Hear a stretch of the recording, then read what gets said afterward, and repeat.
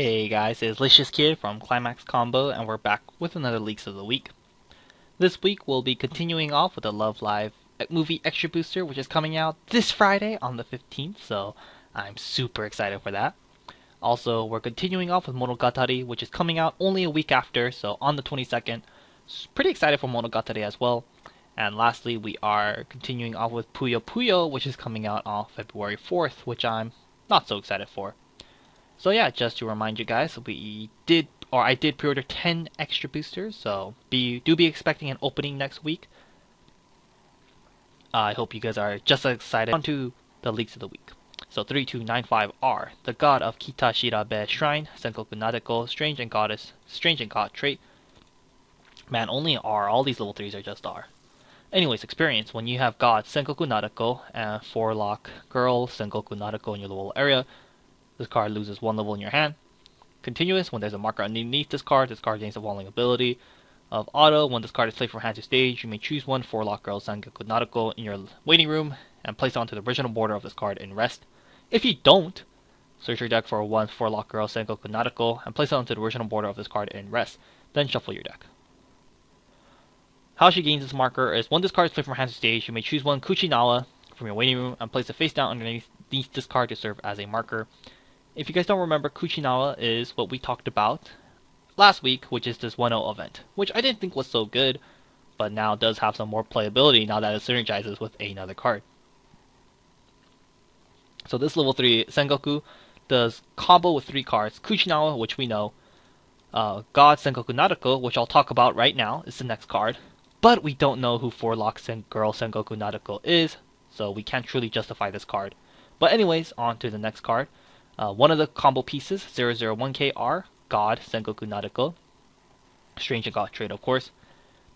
Auto, it's a level 0 stock suicider. And experience, when this card is played from hand to stage, if you have a 4-lock Girl Sengoku Nadeko in your level area, choose one of your level 1 or greater character and it gains +1 soul until the end of the turn. Where to begin with this level 3? Well, like I said, we can't really justify this level 3 completely because we don't know who 4-lock Girl Sengoku Nadeko is. And she's a pretty big player in all of this because, you know, she combos with the level 3 and she does have some synergy with the level 0. So, kind of awkward trying to do this, but I'll try to do my best. Well, if you have both of these in your level area, she loses 1 level in your hand, so she can't come out at level 2. So now we kind of have 2 level 3s that can come out at level 2 for this set. We have the Kambaru from last week, and we have the Sengoku Nadeko now. Which one is better really depends on what this 4-lock Girl Sengoku Nadeko is. If 4-lock, because right off the bat, this card kind of hurts your experience requirements because to have her come out at level 2, you need to have a level 0 in your level up area. So that right off the bat does hurt your experience requirements by quite a bit. And if it completely kills off your experience requirement, I think depends on what 4-lock Girl Sengoku Nadeko is. If 4-lock Girl Sengoku Nadeko is not a level 3, then I would consider this card to be more of a waifu, or you need a deck to be built around this theme. Because if it's not a level 3, then it's impossible to hit experience 6. Like, let's say this 4-lock Girl Sengoku Nadeko is a level 2. So level 0, you have her. So that's 0 experience. If 4-lock Girl Sengoku Nadeko is a level 2, then that's 2 requirements. But that's experience 2. And then and then you level up a level 3, then you only have experience 5, and you don't hit experience 6. And that can be pretty bad, because if you don't hit experience 6, you don't have the experience requirements for the level 3 Shinobu we talked about last week. You don't have experience for the level 3 Shinobu from the Nisamono booster, and you don't have level 3 experience requirement for the level 3 Senjo Gahara we talked about, or not we talked about, the level 3 Senjo Gahara from the very first booster. So, you know, if those cards are not popular, maybe you don't need experience 6 later down the line. Then maybe this card, like if the 4-lock Girl Sengoku Nadeko is a level 2, then perhaps you could be running this in your standard Monogatari decks. But if 4-lock Girl Sengoku Nadeko is a level 1, then I think her playability to be ran in a standard deck is completely gone. Because if she's level 2, and then you level up a level 3, then you'll have experience 5 by level 3. And perhaps experience 6 cards will not be popular when the actual Monogatari booster comes out. Then with experience 5, maybe your deck can be okay. But if experience 6 does end up being popular, maybe they get another card that requires experience 6, or maybe the old Senjo and the new Shinobu are just so good, then, experience 6 might be required. So it really depends on what 4-Lock Girl Sengoku Nadeko is. If she's a level 2, then maybe you can run this whole combo in your standard Monogatari deck. If it's a level 1 or lower, like maybe it's another level 0, then this card is pretty much like the potential of this card being ran, or this card being ran in a standard Monogatari deck, I think goes away because you're hurting your experience requirement way too much. So we just really have to see. And also her second ability is kind of cool. Her being a 3-2 is already pretty hard to deal with. But if she dies, which is possible because she's only 9-5, and also, she's still susceptible to anti-change. So if she gets like anti-change, she gets sent to the waiting room. Then you get to replace her with another card. You get to replace her with this Sengoku Girl Nadeko. You get to replace her with 4-Lock Girl, I'm sorry. And you pretty much guarantee her coming out because if she's not in your waiting room, then you can get her from your deck. The only way this card can whiff is if you don't run any 4-Lock Girl Sengoku Nadeko, which would be stupid, or if they're all in your stock, or if they're in your hand, or if they're in your clock. So kind of hard to whiff on this ability. So you should pretty much get the second ability off every time she dies. And how good it is, we don't know, because we don't know what this 4-Lock Girl Sengoku Nadeko is. So kind of hard to justify it. But I'd imagine if her second ability does go off, and if you can, I would say get the 1 from your deck, because getting the 1 from your deck does compress you by 1 more, and that'd be pretty cool. So, all the more compressed the better. So if you can, do get it from your deck. If you can't, then get it from the waiting room. Not that big of a deal, but, try to be extra crispy with your compress. So yeah. And lastly, you do have to be running her with the Kuchinawa event, because the Kuchinawa event is required for her to get her marker. Like I said, last week, the Kuchinawa event isn't the worst thing ever. I'm just not a big fan of it, but if this does end up being like a Sengoku themed deck, then of course you should be running this Kuchinawa. If you choose to run this Sengoku Nadeko, then of course you run a couple of Kuchinawas to work with her, because without the Kuchinawa event, then this card is not as good as it can be. So yeah, overall does have some potential. How much potential does it have really does depend on what 4-Lock Girl Sengoku Nadeko is. Is she a level 1 or level 0? Then this is definitely going to be a deck that you have to build around. Like, you have to completely build around this deck. If it's a level 2 or a level 3, I really don't think it's going to be another level 3. But hey, who knows? We haven't seen the other double R blue yet, right? Yeah, all we have is the blue Ononoki so far. So who knows? This might be the other blue double R level 3. And if that's the case, then I definitely think this card can make it into the normal Monogatari decks. Like, if 4-Lock Girl Sengoku Nadeko is another level 3, that'd be really cool, because it doesn't hurt your experience requirement all that much. Like, you'll only have experience 3 by level 2, but that might be good enough. And also, when she dies, you get another level 3 from your deck, and I think that can be really cool. So it just really, really depends on what 4-Lock Girl Sengoku Nadeko is. So I think lots of potential to this card, but let's keep our fingers crossed. If it's a level 3, I think that'd be super awesome, but we'll just have to see. Oh yeah, God Sengoku Nadeko, almost forgot. This card, fairly solid. Yeah, fairly solid.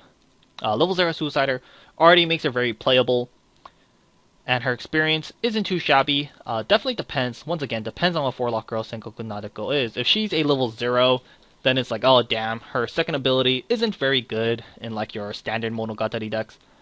Definitely only going to be used for the theme with the Sengoku Waifu deck. But if she is a level 3, then I think it can be really good. So yeah. So overall, very playable for her first ability, and her second ability, once again, depends on what 4-Lock Girl is. So we'll just have to see.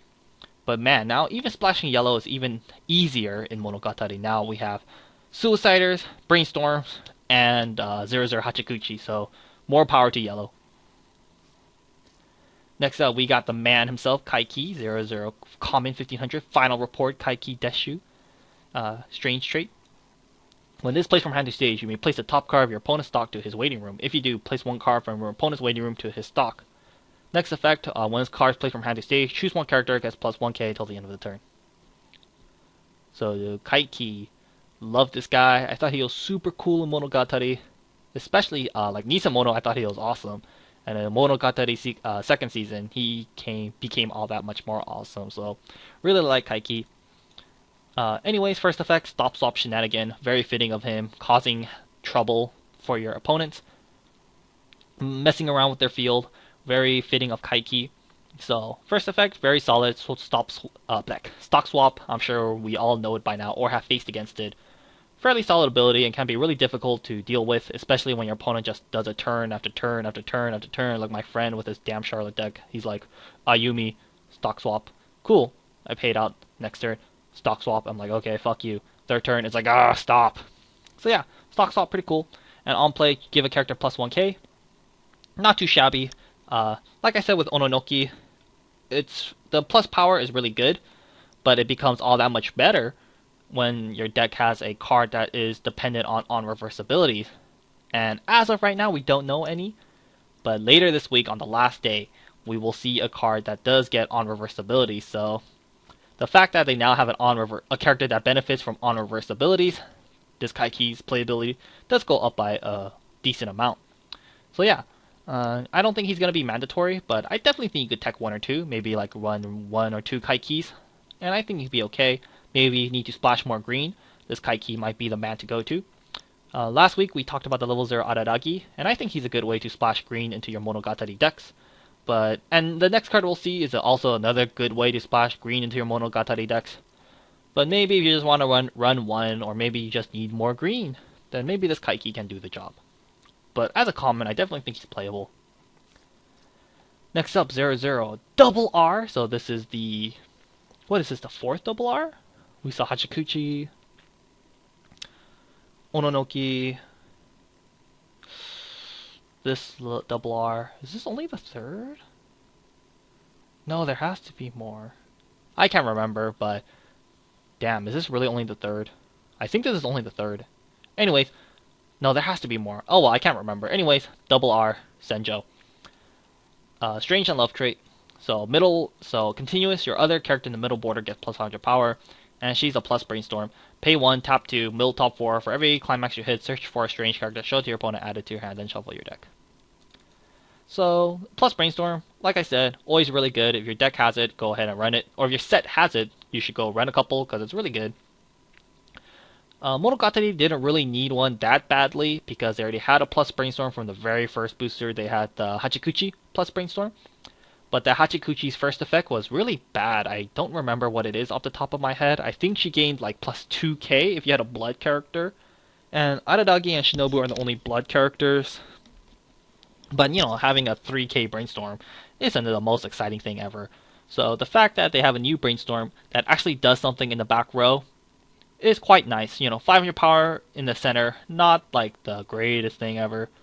You know, probably you want like a 500 global, like freaking Guilty Crown, or the 1k center to like fucking index. But what can you do? 500 in the center, not too shabby, and it's a plus brainstorm. So definitely, I think this will be the new plus brainstorm to go to.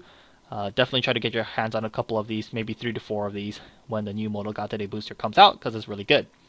And now splashing green is even easier, because now you have a plus brainstorm that you should definitely be running. So like run 3 of these, maybe like 3 Araragis, 1 Kaiki. And then you got 7 green level 0s, and I think that's a good amount to be running green in with now. So, yeah, a good way to splash green. So splashing green and yellow seems really easy now, huh? Anyways, let's go on. 3-3, uncommon, nose glasses. This is a really interesting event. But anyways, counter, when you have 5 or more cards in your deck, choose up to 2 cards in your waiting room, return them to your deck, then shuffle your deck, then place this card to memory. So this card can be like a really clutch way to save your life at the end of the game.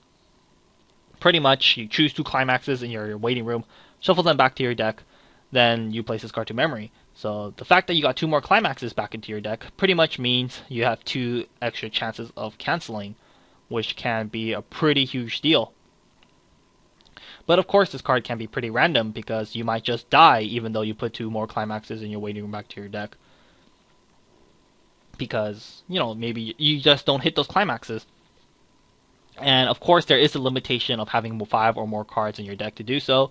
Because if it wasn't, let's say you had like 3 cards left in your deck, you had like no climaxes there, then all of a sudden you put two climaxes out of 5 card deck, you have a decent chance of canceling. So I don't think Bushiroad wanted that. You know, having a guy with 1 card left in their deck, 1 card being a climax, you shuffle back 2 climaxes, is like, bitch, I have 3 climaxes now. What you gonna do? It's like, damn. That sucks. But anyways, don't think they wanted that, so they put the 5 or more cards requirement. So in the end, it can really be a lifesaver, but I don't think it's reliable enough for my taste, because for it to be really, really good and like really reliable, you need to have a strong compress in the first place, or you need to have a very small amount of cards in your deck. Like, you need to have like maybe 5 to 10 cards in your deck for this card to be more consistent. If you have like a 20 card deck, 20 or 20 plus card deck, having 2 extra climaxes, you know, does make a difference, but will it make that much of a difference? Who knows? And it costs 3 whopping stock, which is so much. It's just so much stock too, and it might not even save your life. And like, if you refreshed and you have no climaxes left in your waiting room, then it's like, then what can you do? There won't be anything to target, you know? Probably not going to be the case. You probably will always have 2 or at least 1 in your waiting room when you play this. But who knows? You might not. So in the end, I'm not a big fan of this event. It's just a little too unreliable and very heavy for my taste. But who knows? Maybe it'll be really good. Definitely a very situational card, and who knows? Maybe this situation will arise very often, and maybe this card will be really good. We'll just have to see. But I personally, as of right now, am not a fan.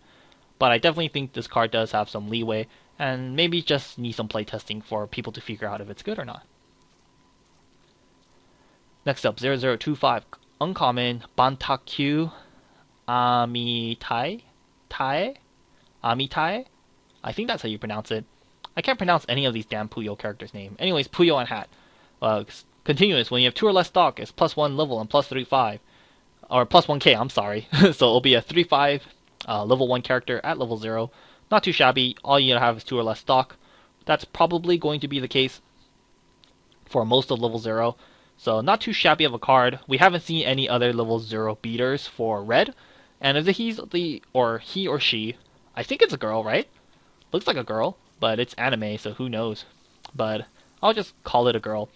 But if she is the only red level 0 beater, then her playability is all that much more better. But she does synergize with the level 3 right here, so her playability does go up by quite a lot because of this level 3. And this level 3 is not too bad. 329k double R Bachiku Amitai Puyo and Hat. When there's Bantakyu Amitai in your clock area, she loses 1 level in your hand. So Bantakyu was a level 0. So you have her in your clock area, she loses 1 level in your hand. She gets 500 power for every Puyo character you control.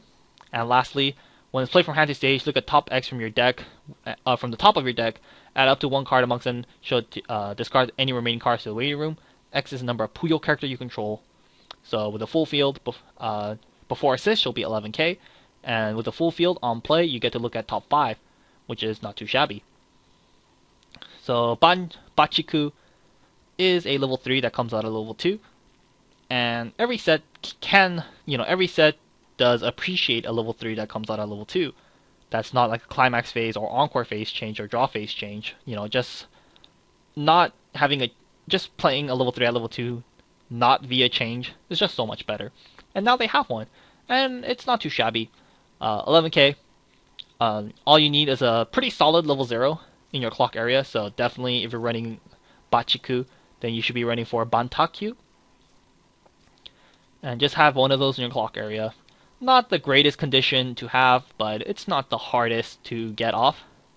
And then on play, it's 11k, so not too bad. And on play, you could look at top X and choose one of them and add it to your hand. So plus it mills you and pluses you at level 2. But I think this card's playability does go up by quite a bit because of the third on play check top X. I'm sure last week we remember, but you know, this girl, Bayo and Arie, very, very scary climax combo. And one of the, you know, very scary, very scary and very similar to Golden Darkness. But one of the points that I said that made Golden Darkness better was the fact that Golden Darkness can get her own climax with her on play ability, while Arie can't. But now you got something that can grab a climax by looking at top X. Kinda like Mia from To Love or Darkness. Very similar.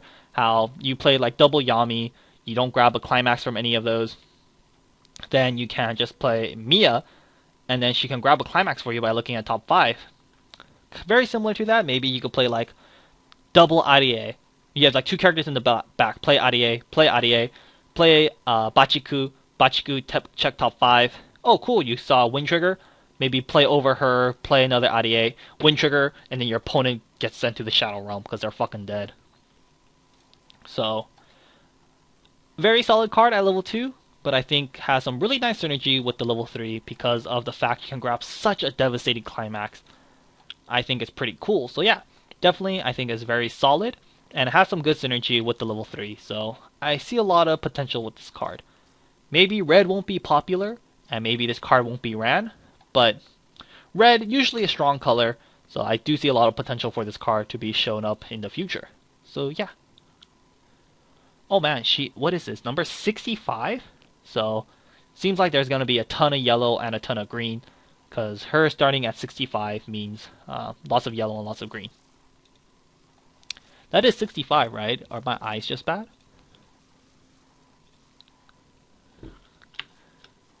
Nope, that's definitely 65. So yeah, lots of yellow and lots of green in the set. On to the next day. Kanbaru. Talked about her last week. Oh yeah, no Love Live for January 4th. I was so sad. You guys have no idea. You know, 5 o'clock. Refresh. Where's the leak? It came. Oh my god. Level 3 Sengoku. Level 3 Puyo character. Where's Love Live? What? You know, later throughout the day, I keep refreshing. Maybe it'll show up later. But no Love Live for that day.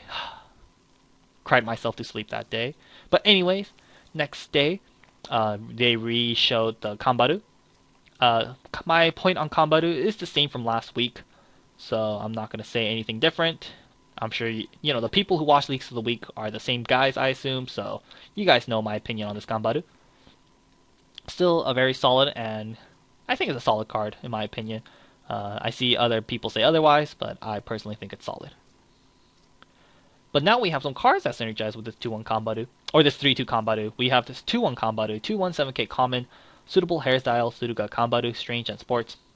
Experience, when you have a I have no regrets Suruga Kanbaru in your level era, she gets plus 2/5.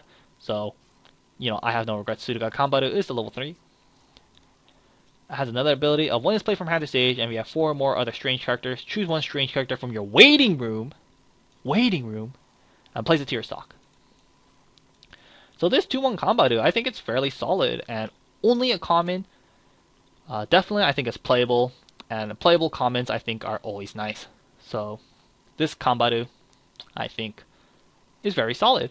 Last week, I talked about how this Kanbaru can act as a level 3 that comes out of level 2, and acts as experience fodder, because having a level 3 green in your level up area was a pretty popular strategy when the first Nissan Mono booster, or when the first Monogatari booster was out. Usually they use the level 3 Kanbaru healer from the first booster. But now you can use the level 3 Kanbaru from this new booster, and it does, I think it's better than the healing Kanbaru, because now we have better healers in the set, and you don't need that. And if you want a level 3 green experience fodder, I think this new Kanbaru will do the job. And I think that point is more solidified, or is even stronger now, because now you actually have a card that does get more benefits if it is in a level up area. She gets 2/5 power, so she'll be 9/5. So 2/1 9/5. But if you have a full field, which you most likely will, you get a free stock out of it. But the big thing about it is that you get a character from your waiting room to act as the stock. That is so much better than blind stock. Blind stock so many things can go with blind stock. You know, you like, oh shit, what is this blind stock? Is it a climax? If it's a climax, it can really screw you in the asshole down the line. And like, if you're forced to pay it out, then it's not that good. And like, maybe you don't have a way to pay it out, or maybe you just don't want to pay it out.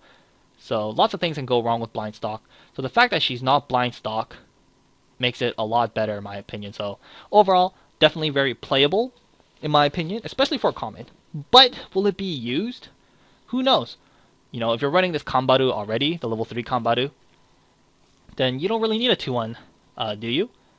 I don't really think so, because like if you're running 3 of these, at level 3 you'd rather be playing this Kanbaru instead of this Kanbaru, right? But you know, this one is free, and this one is big body, so pros and cons to each. I like this Kanbaru a lot. I think it has a lot of playability, but will it be used in the end? Who knows? You know, 2095, very good, but can it keep up with the 3-2 Kosaki's, the 3-2 girlfriend beta girl that I can't think of her name? You know, 3-2 Kirito, 3-2 guy. Can they keep up with those? She can't really keep up with them, so is there a point in running this if you could just play something that can compete with them? Is there a point in running in clogging your deck space for this card that's pretty solid, but you could be running better cards? Who knows? Who knows? We'll have to see. But overall, I really like it, and I think it has a lot of playability. Next up, more cards that combo with the level 0. Not combo, synergize. 1-on-1 Suruga Kanbaru 00 1500 common. Strange and sports. So 500 global for strange characters. What? 500 global? Oh, I thought it was a 500 in front on release. Oh man, that makes this card a lot better. But anyways, 500 global. And when it's played from hand to stage, choose one card in your livable area and one I have no regret Suruga Kanbaru in your waiting room and swap their positions. I don't think this card is too... like, it's solid, but I don't think it's very good, or I don't think it's going to be ran. 500 global, right off the bat, very playable. But Monogatari already has some pretty good assist. You know, for back rows, you got the new Senjo. You have 1-1 Hanakawa from the first booster. You have the new 0-0 Hanakawa that came out, that got leaked 2 weeks back. And you have, like, you could be running stronger assists, like level assist, 1k globals, 3-2 assist. So lots of back row options already. Will she make the cut? I'm not too sure. And her on playability is nice, but I don't think it's very necessary. You know, having a Suruga Kanbaru in your level area isn't super necessary. Like, it's not like, oh my god, I need to have a Suruga Kanbaru in my level area right now. You could wait on it, because the only card that needs her specifically in your level area is the 2-1. And she comes out of level 2, obviously, so you have 2 whole levels to get one of these Suruga Kanbarus into the level up area, if you need it that badly. So that's a lot of time. And by then, I'm sure you will have a level 3 Kanbaru in your level area at that point. So I don't think this is necessary. Maybe if we had a level 1 that needed level 3 Kanbaru in the level area, maybe her playability will go up. But as of right now, the only card that needs her in the level up area is the level 2 Kanbaru. And so I don't think this is necessary because it's not that important. And you could be running better back row cards in my opinion. So I think it's playable. For the 500 global and the whole level up swapping can be cool. Like maybe if you have, like, you level up a red Senjo, you play all your red cards, you play the level 0 Kanbaru, you swap. Now you can play green characters, kind of like what Milky Holmes does, but I don't think it's cool. It's cool, maybe you could do some shenanigans like that, but I don't think it's necessary. So I would say just save your deck slots for better assists. Next up, we have her buddy. I forgot about this girl. 215k Numachi Iroka. Strange and Devil. So 1k global for strange characters. Has another wonky combo, just like the Sengoku. So when it's played from hand to stage, choose one of your Devil's Numachi Iroka on your stage, and one Devil's body part from your waiting room, and place that card underneath that character face down to serve as a marker. So on play, you choose a Devil's body part, and you put it under Numachi Iroka. Devil Numachi Iroka. And lastly, act. When it's place this card to rest, choose one character with a marker. It gets plus 1k until the end of the turn. So Numachi Iroka, kind of similar to the Sengoku. I can't really justify this card completely because we don't know who Devil Numachi Iroka is. We know what Devil Body Part is, which I'll get to right now actually. 1135 event backup. Choose a strange character, give it plus 35. So that's what it is. But just like Sengoku, the big player to this combo is missing. You know, the most important part about this card is Devil Numachi Iroka. Is it a level 1? Is it a level 2? Is it a level 3? I'd assume it'd be a level 2 or a level 3 of some kind. Giving it to a level 1 doesn't seem that good. Because, like, you can't even give the level 1 markers into level 2. So I'd imagine it'd be a level 2 at least. Maybe a level 3. I don't think it's going to be a level 3. I don't think they're going to dedicate a level 3 card to Numachi. You know, she had her whole little arc with Kanbaru, but I don't see it being a level 3, so I'd imagine it'd be a level 2. So, you know, really depends on what Numachi is and what she does with the marker. Does she gain more power? Does she gain a cool ability? Etc, etc. We'll have to see. But let's talk about the points we can right now with Numachi. So she's a 1k global. I apologize, but my Monogatari knowledge isn't that fast. So I'm not too sure if they have a 1k global. And I'm not going to look right now. Maybe I could do a quick skim. Are any of these 1k globals? Not that I can think of. I know they have like a level assist. Is this an assist? I think this is a 2-1 assist. Yeah, this is a level assist. I know that. Yeah, I can't think of... I don't think they have a 1k global. So her being a 1k global is already solid right off the bat. I apologize if they already have a 1k global. But as of right now, I don't think they do. So the fact that they got one now is pretty cool. So her being a 1k global is fairly solid. Her last ability is pretty useless in a standard deck. Of course, the idea is that you pump up your Devil Numachi with the third ability because your Devil Numachi will have a marker. But none of the normal characters can gain markers. Like, they don't have a marker Asuna, they don't have a marker card. So, I mean, they get a marker card in the next day, but that doesn't count. But, so, her third effect, as of right now, pretty useless. So, if you're to run her in a standard Monogatari deck, you pretty much just be running her for a 1k global. Is that gonna be worth it? I'm not too sure, but hey, a common 1k global, I don't think it's too bad. So, for a common, I think it's okay, purely for the 1k global. But how good it is, we'll just have to see when Devil Numachi comes out. Devil's Body Part, very, you know, kind of standard nowadays. 1135 event backups. Lots of sets have these. I remember a couple years back when I first started, Angel Beats being the only set with a 1135. I felt like the coolest kid on the block.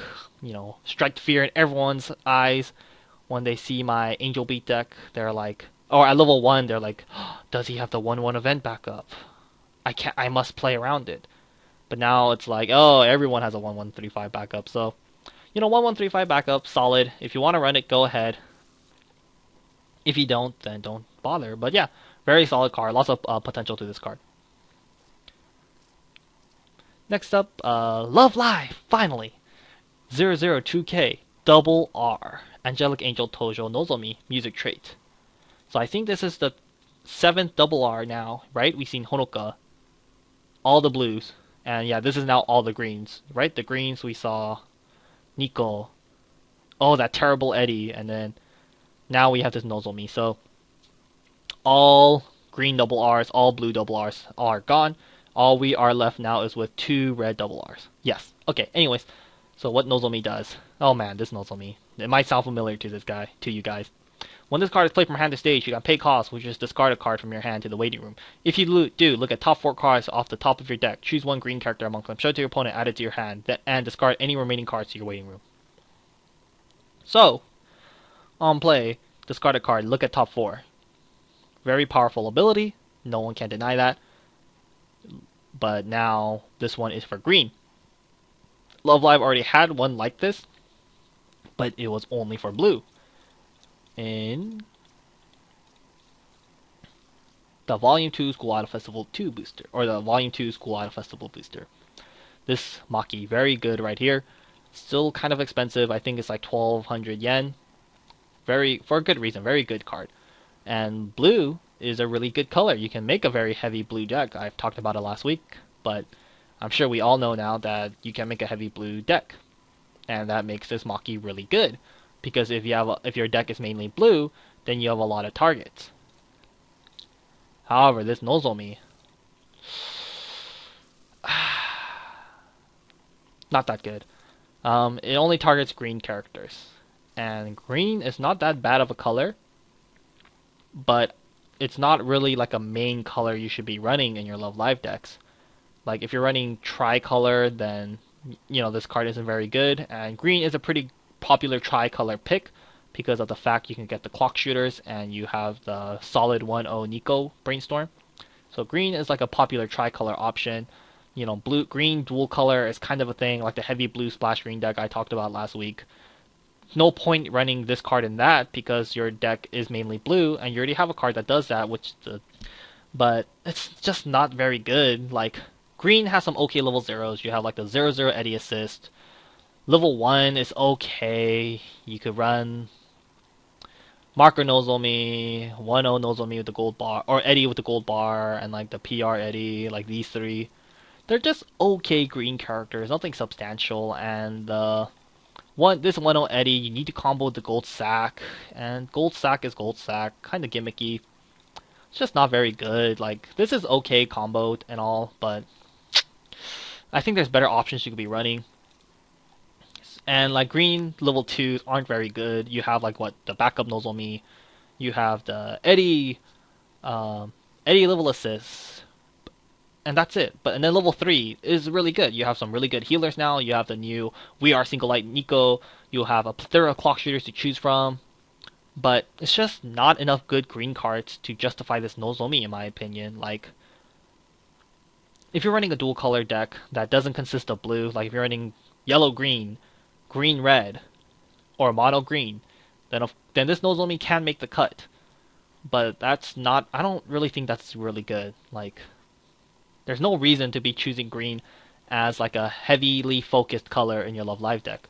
Oh, I almost forgot. You have a 1-1 Clock Encore, which is alright, but still, not that good.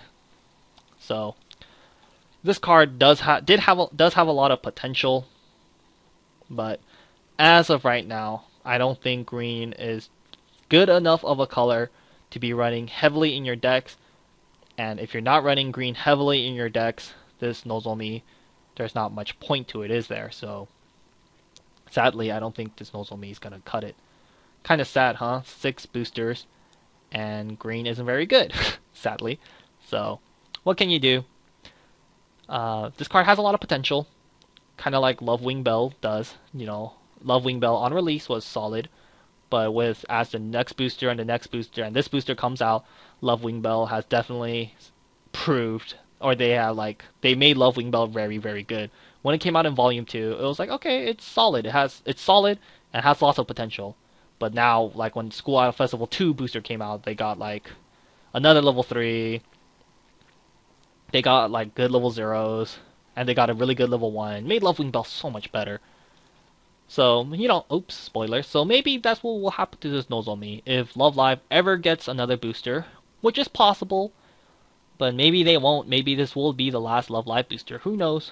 But, like I said a couple times already, Love Live does have potential of infinite amount of boosters because of the mobile game. And today, Love Live Sunshine did get announced for summer 2016, which I'm super excited for. And if Sunshine does end up being Neo Standard with original Love Live, then once again, this card does have lots of potential. But I honestly think Sunshine will be a standalone set, just like what they did with Cinderella Girls and Idolmaster. The original Idolmaster and Cinderella Girls. I assume Sunshine is going to be like that. I'm really hoping it does. That way Sunshine can have a fresh new take on Weiss, instead of being tied and like binded to the original Love Live Girls.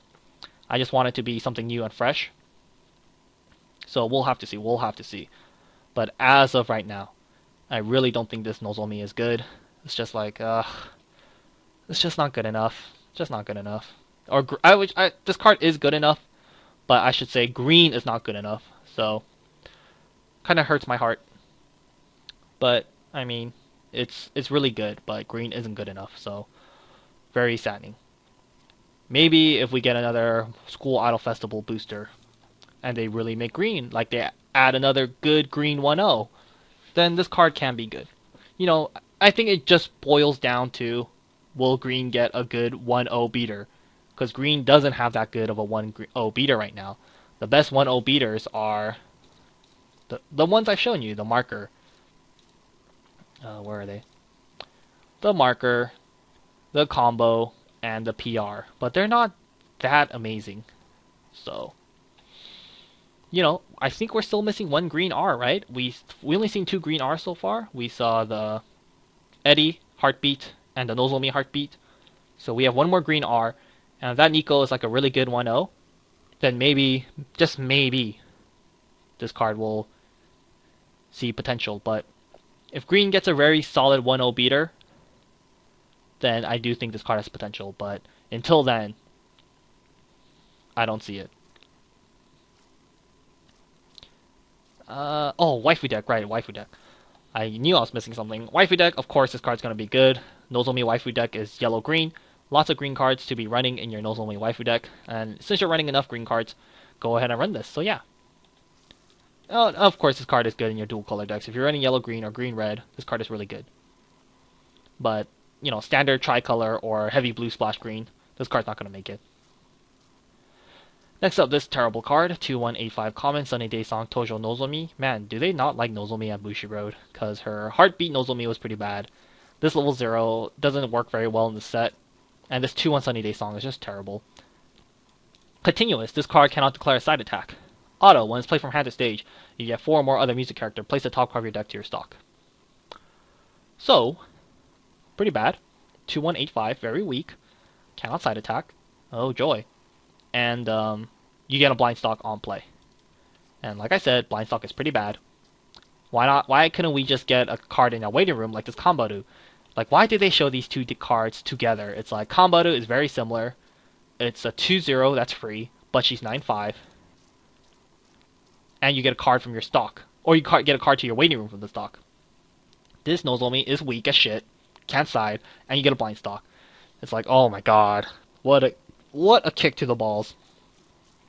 And this Kombaru is only common, just like this Nozomi. It's like, yeah, Kombaru needs experience and all, and I get it, but it's like, oh, come on, what a kick to the balls, dude. Like, this Nozomi's terrible. So don't run this in any of your Love Live decks, because it's bad. Actually, let's think, waifu deck time. So standard deck, I would leave it as don't run it.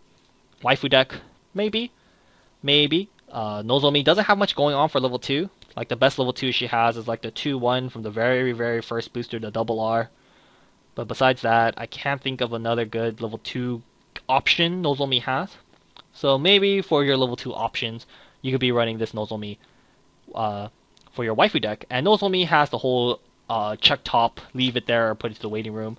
Like, you have the... I think it's this one. Yeah, at the beginning of your main phase, you can look at top, leave it there, put it to the bottom. So with this assist, the stock isn't blind, because you know what it is. So it has some cool synergy in the Nozomi deck, because the Nozomi does have like the deck scry mechanic. So in the waifu deck, in the waifu deck's alright actually, because you can scry. So, that's actually kind of cool, huh? Now that I think about it. Yeah, actually it's kind of cool with the waifu deck, but standard deck, don't run it. I guess Checkers will be happy, huh? I'll just give him 4 hollow ones, and then we'll be good to go. Since I will probably get 4 hollows, because I'm getting 10 goddamn extra boosters. But anyways, next day. More Love Live 2145R Angelic Angel Hoshizora Rin Music Tree.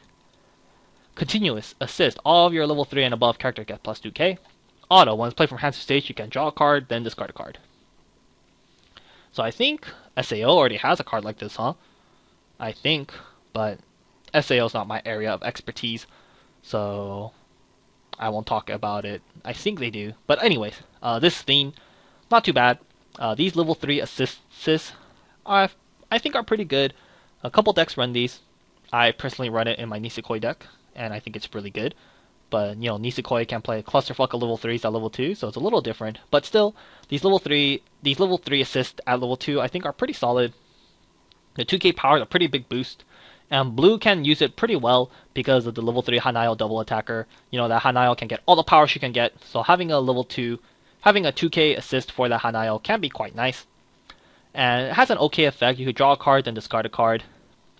Not too bad of an effect, but I mean, blue already kind of has that ability. They have a level 1 that can do that, the 1-0 Rin.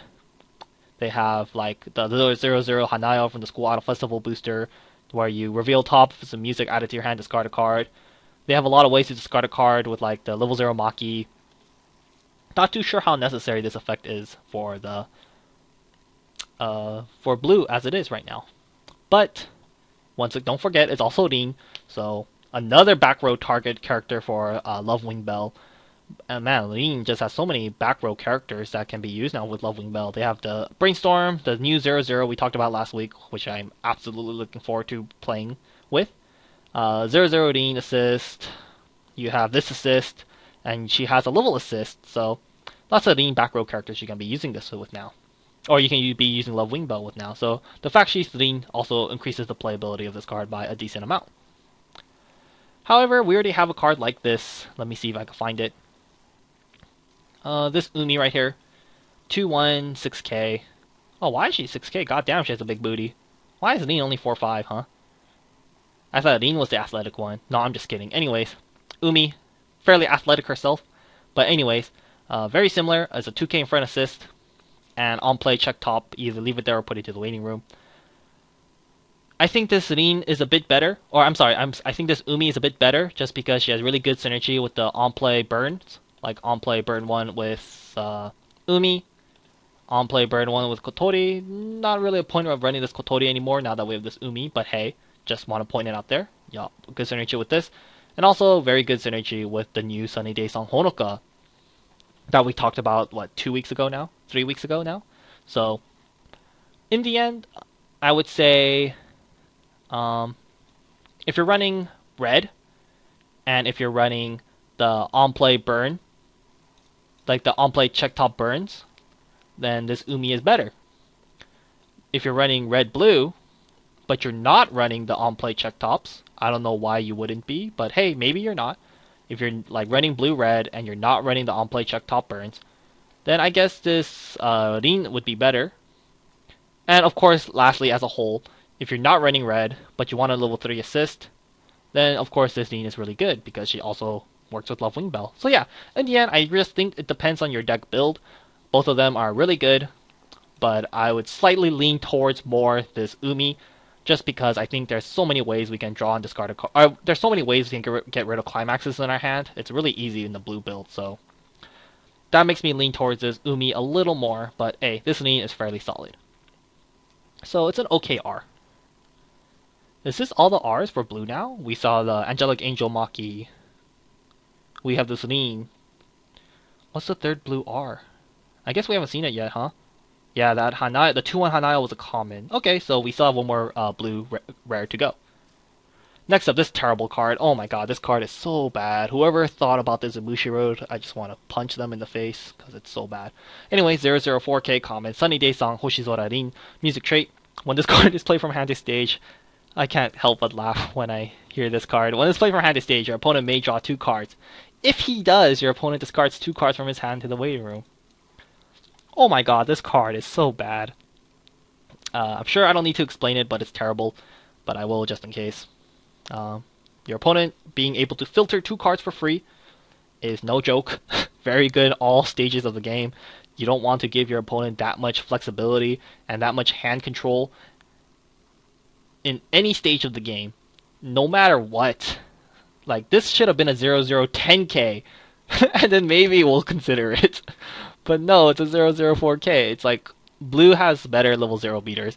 And it's Rin, too. Like, it's Rin, so yeah, it works with Love Wing Bell, but I mean, Rin has freaking the 0035 right here. If you want a Rin beater, which is really good because it works with Love Wing Bell, you have this Rin right here. And if you want a 004k in blue, you could be running this freaking Maki right here, so much better options all across the board. There's much more, but I'm not going to explain. I'm not going to point them out, so don't run this! If any of you guys run this card, and I ever find you, which will be unlikely, but if I ever do, I will hate you forever. Anyways, next card. 105KR, doing what she can for the future. Senjo Gahara Hitagi, strange trait. So experience. If you have experience 2, when this card is played from hand to stage, you can pay cost, which is discard a card. If you do, look at top 4 cards of your deck, choose one strange character, show it to your opponent, add it to your hand, then shuffle your deck. So, this ability, like I said with Nozomi, this ability is very, very good. And this one is no exception. Well, actually, this one's kind of an exception because it's level 1. And it being level 1 makes it not as good, but it's still fairly solid. The experience 2, I think it's kind of nice because it bumps her up to 5k instead of the normal 4 or 5. Might not sound like a big deal, but why not? You're going to hit that experience 2 regardless. Like, usually you're going to level up a level 3 character anyways, so it's not like you're hurting your deck fitting this card in because you were planning to have experience 2 in the first place anyways. And when you do, it's pretty good. You get to discard a card, and you look at top 4, choose a strange character, show it to your opponent, add it to your hand. I definitely think this card is solid. If red stays a popular color in Monogatari, I can definitely see this card being ran. I would consider running 2 to 3 of this Senjo, because it's fairly solid. So yeah, very solid card. Man, Monogatari can discard climaxes for days now, huh? You have this Senjo, you have the level 0 Ononoki, you have the 1 Okaden from the second booster. So yeah, lots of ways they can discard climaxes now, which is always nice to have in any set. So, welcome addition in my opinion. Kind of makes the Kushinao event not as appealing anymore because, you know, if this card wasn't if the Senjo wasn't here, maybe people would run Kuchinawa. But now it seems like Kuchinawa will only be used if you run this Sengoku, because why have an event that does check top 4 when you could have a character that does check top 4 on play? So really no point in this Kuchinawa anymore unless you're running the Sengoku deck. If you're not running the Sengoku deck, I really don't think you should be running this Kuchinawa. Just get this Senjo instead, because it's just a lot better. They're both level 1 too, so it's like just run the Senjo. And the Senjo's only an R, so it shouldn't be that difficult to get. Next up, 2-1 AK common. Expected development Senjo Gahara Hitagi. Strange trait. Oh, how come these aren't strange in love? How come only this one was strange in love? I guess because she's like in the snow, being majestic. But, oops. But I guess these Hitagis are just strange, huh? Anyways, Senjo, if you have 2 or more green characters and 2 or more red characters, this loses 1 level in your hand. So you can come out at level 1, and it'll be a 2-1 8k at level 1, so can't be suicided into, and has a pretty imposing body, which is quite nice. Doesn't seem too hard to meet the requirements as well, since especially now we have 2 really good green back row characters we could be running. You could be running like the level 0 Senjo, oops, right here, and you could be running like the 1-1 Hanakawa. And now all you really need is 2 red characters in the front row, which shouldn't be too hard to accomplish. So definitely playable, but I don't think it will be ran because of the card we'll see Friday. I think the card at Friday is so good. You know, having this 2 red and 2 green characters at level 1, I don't think it's gonna be happening because of the card we'll see Friday. So yeah, don't see this card being used. The next card synergizes with it, but I still don't think so. 00500 uncommon Tiger Striped Hair Hanakawa Tsubasa, strange and animal. All your other expected development Senjo Gahara Hitagi get plus 1k, so that 2-1. And Clock Bond for the Senjo. You know, this does make the Senjo a lot better. I think if this Hanakawa was a red character, I think it'd be better. But still, I don't think it'll be used just because of the card at Friday is just so good. And I'll get to that in a bit. Anyways, next card, 1-1, 3k, uncommon, secret plan, Araragi Karen, strange and sports. Quite nice. They still gave the Fire Sisters some love with this card, and I think it's a pretty cool card for the Fire Sisters deck. So I'm pretty nice of Bushiroad to do that because the Fire Sisters are cute. So, and lots of Fire Sister fans, especially because of the toothbrush scene. So very nice that they gave them this card. It's a fairly cool card. Anyways, continuous 1k globals for Karen and Tsukihis. Pretty cool, especially at level 1. Very annoying to deal with. When you are required to pay the cost for change ability and one of your characters, for one of your characters, you can place one marker underneath this card to your waiting room to substitute as one stock. And how she gains marker is you can put this to rest. When this card has no markers underneath it, choose one Karen or Tsukihi in its name in the waiting room and place it underneath this card to serve as a marker. So, Secret Plan Araragi Karen. Definitely, I think it's for your Karen and Tsukihi decks because of the first effect being 1k global for Karen and Tsukihis, and for the third effect, she can only gain markers with Karen or Tsukihis. The second effect, I mean, technically you can run this as any deck because, you could be running like maybe six Fire Sisters, maybe like 3 Karens, 4 Tsukihis, or like 5 Karens, 8 Tsukihis, whatever. And so you can get the marker. The 1k global won't be that relevant, but her second ability does work with any character.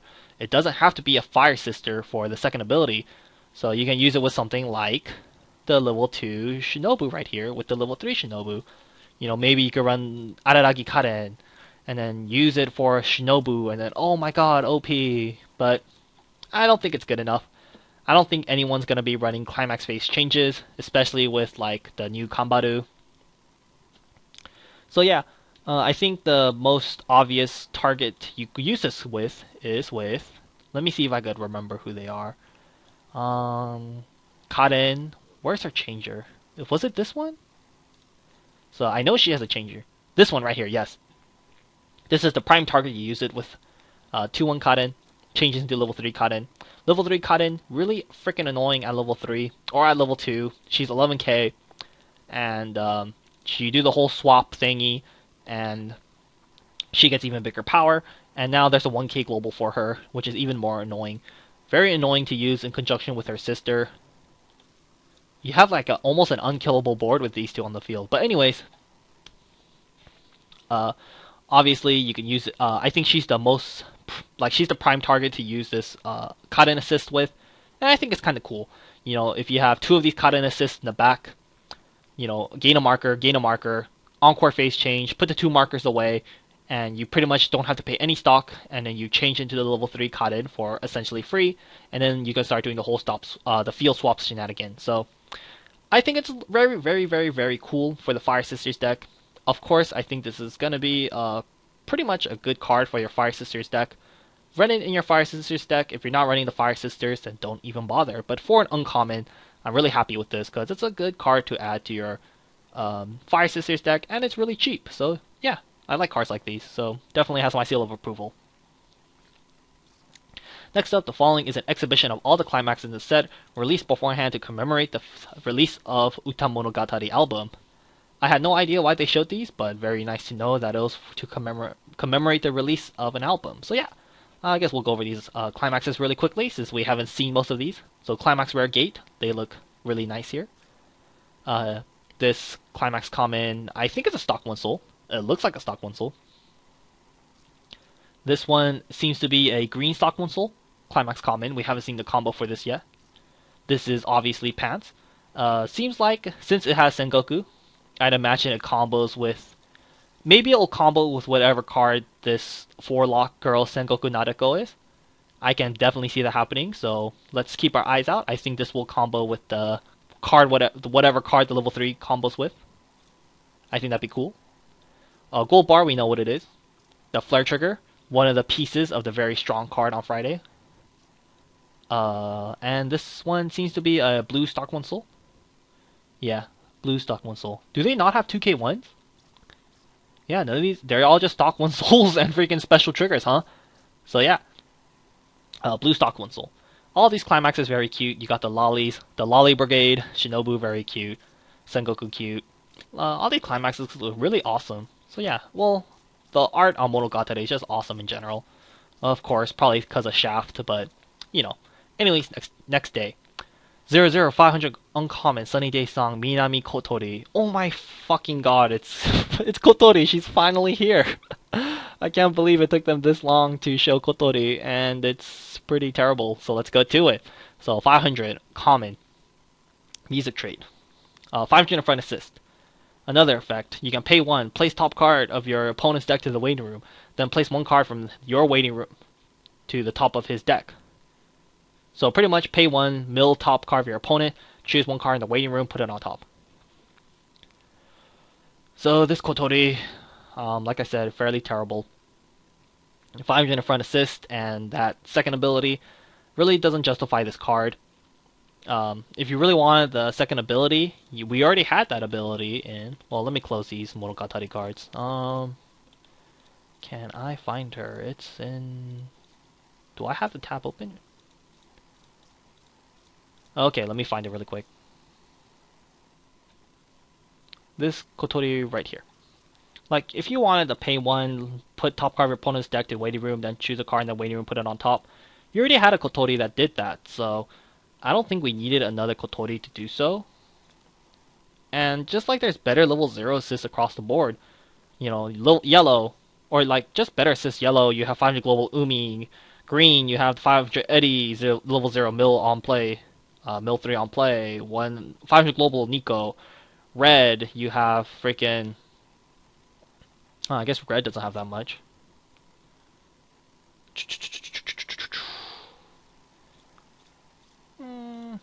No, there's just better cards for red.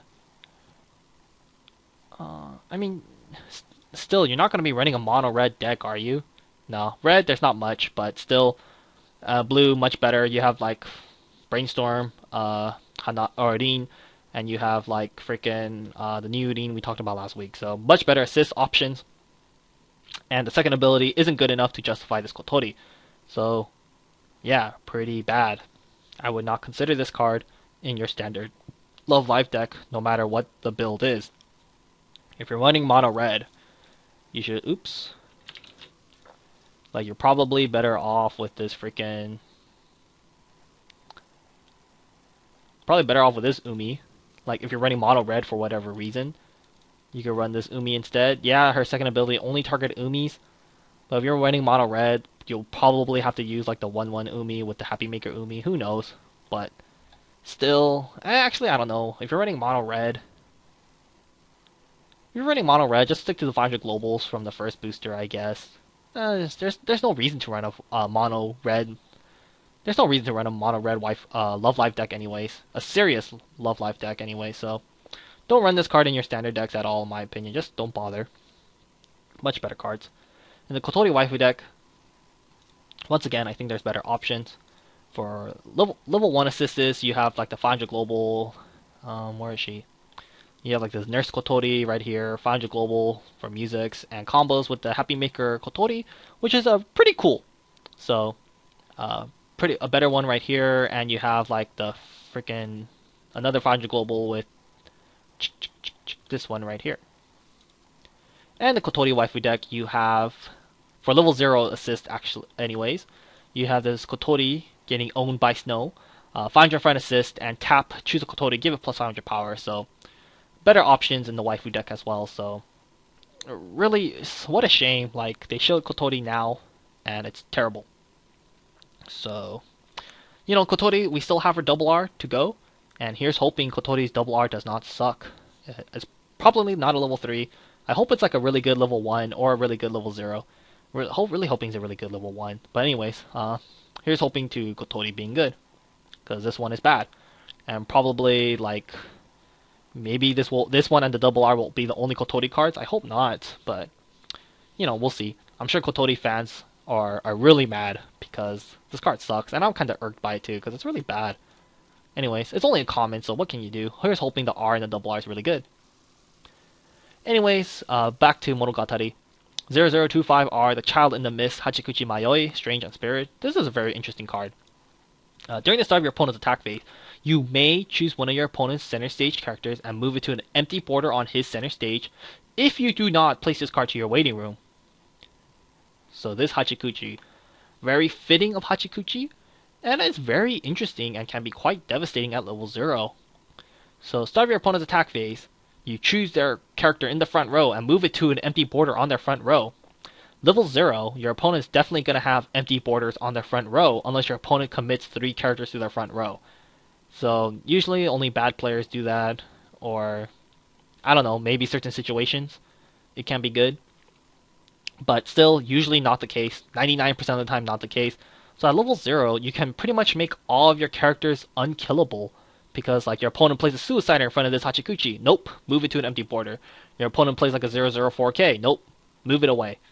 Move it to a character that they can't kill, or move it to an empty border on your stage, so that way they're forced to direct attack. Which is really good, because you can hit level 1 faster. So yeah, level 0 is pretty awesome. You can make all your characters unkillable, or move them in front of, like, move your opponent's character in front of a character that they cannot kill, so they're forced to side. Just a lot of cool things you can do at level 0 with this Hachikuchi. However, at the later levels, do keep in mind, the second effect is mandatory. Like, if you don't move anything, she dies. So that means if your opponent has a full field in the front row, and she cannot move anything, she will kill herself. Which I think is fairly balanced. If she did not have that restriction, I think she'd be pretty ridiculous. Like a very dominant level 0 card with no restriction. That's like freaking... that's almost like the 00 Azusa from the original Idolmaster booster. Almost. But anyways. So I'm glad she has the second effect. And so yeah, she will kill herself. Because if you can't move anything, she will put herself to the waiting room. So in the end, is it worth it? A very dominant level 0 card. However, a fairly dead card in the later stages of the game. If your opponent has, like I said, if your opponent has something in the front row, all their front rows filled, this Hachikuchi will just die. And your opponent can play around that because this is at the start of your opponent's attack phase. So once they see the Hachikuchi, they'll just play 3 characters in the front. Hachikuchi will kill herself, and now they will have a free direct attack, which can be good in certain situations, but I don't know. Actually, the more talk about it, I think the more playable it becomes, huh? Yeah, I think this can definitely be a good way to tech red in your Monogatari decks, huh? Because, you know, before you could run like a Suicider, but now you could run, but now we have a new Suicider, and maybe there's not much ways to tech red anymore. So maybe this will be your new card to tech red into. Very dominant at level 0. Starting at the later levels, she kills herself, which is bad. Trying to think. I don't know. Overall, it's so good at level 0, but it's just not very good at the later stages of the game. I mean, you could like the fact that she kills herself, you can deny like on reverse climax combos with her. Your opponent will be forced to kill something else. I think that's like a cool point you can do with this card. But you already have like the level 0 Araragi you can do that with. But then again, she can dodge clock shooters. I don't know what to think of this card. Overall, I guess I'll just leave it at this. Overall, very playable, very dominant at level 0. Later stages of the game becomes a little iffy, but still can be pretty niche in certain situations by dodging on reverse abilities. Can be cool in those regards. I mean, if anything, she's a free direct, like, she's a level 0 that can usually just, you can just, like, make her kill herself, and then you'll get some damage in, so, yeah, I think it's playable, and also she's in red, and I think red is missing some good cards you can use to splash, like, into your deck. Like, not a lot of good red level 0s in my opinion, so I think this is a new level red edition. Level 0 red card you can be using to help splash red into your Monogatari decks maybe. So yeah, very interesting and lots of potential. I really like this card. It's so fitting of Hachikuchi to make your opponent lost. So cool, so cool. So yeah, I like this card a lot. Next up, 2175, uncommon, Temporary Farewell, Hachikuchi Mayoi, Strange and Spirit. When the climax inevitable encounter is placed on your climax border, and this card is on your front row, you can pay cost, which is 1. If you do, all your characters gain the following ability until the end of the turn, where when this card reverses its opponent in battle, you may choose one character in your waiting room and return it to your hand. And this card has an experience. When your other strange character declares an attack with the total level of this card, and the total card in your level area is 3 or greater, she gets plus 1500 power until the end of the turn. So pretty much, if you have experience 3 or higher, which you will, and every time your other character attacks, she'll get plus 15. So she'll be a 2-1-10-5 if your other characters attack before Sis, which is fairly strong. And her combo is very similar to Sunny Daysong Honoka, combos with the exact same climax. Pretty much Sunny Day Song Honoka, very similar. You play the stock 1 soul. In Hachikuchi's case, you don't gain a stock because Honoka's is free. However, this Hachikuchi, you have to pay 1, but it's technically still quote-unquote free because the stock 1 soul does gain you a stock. And so you're pretty much paying nothing. And if you kill all your opponent's character, you salvage 3, which can be really good, especially at level 2. Can be really, really strong at level 2. So I think this Hachikuchi is alright. Can hit strong numbers on offense, and can really help you gain a lot of hand size if you get our climax combo off successfully. Just like I said with this Honoka, if you just get one character to reverse your opponent's, if you get one card to reverse your opponent's character, that's still not too bad because you 1-for-1 for the climax. If you get 2, that's really good. If you get 3, that's really good. If you get multiple Hachikuchis off, then it becomes all that much more scarier. So I don't think this climax combo is not too bad. Will it be ran? We'll just have to see. Monogatari doesn't have the... as of right now, Monogatari doesn't have the scariest climax combos, but maybe this next set will change it. So we'll see. If they don't get any other good climax combos, maybe you can tech a couple. Maybe you can run this because it's not too bad. Next up, Puyo. I almost forgot we're doing this. 00500R, Pervert, Schizo, Puyo, and Weapon. Stock Suicider, first of all, for level 0s. So level 0 Stock Suicider. And another ability, when this card's damage is cancelled, you may pay cost, which is 1. If you do, draw a card. Schizo, just like Sengoku, it's definitely playable just because of the fact it's a Stock Suicider. And the first effect is not too shabby. When the damage of this card is cancelled, pay 1, you get to draw a card. Pretty cool. You can pay out climaxes, like let's say you attack, you trigger a 2 soul trigger. So you deal, like, let's say you direct attack, you deal 4 damage, it gets cancelled. You can pay 1, so you pay out the climax, and you get to draw a card in the process. So definitely I think it's very good, or not very good, definitely very playable. Stock Suicider, that alone makes it playable, with a pretty nice secondary ability. So yeah, this card very solid in my opinion. Definitely R-worthy. Next up, 1500R, Idle Feeling, Draco, Centaurus, Puyo, and Fangs.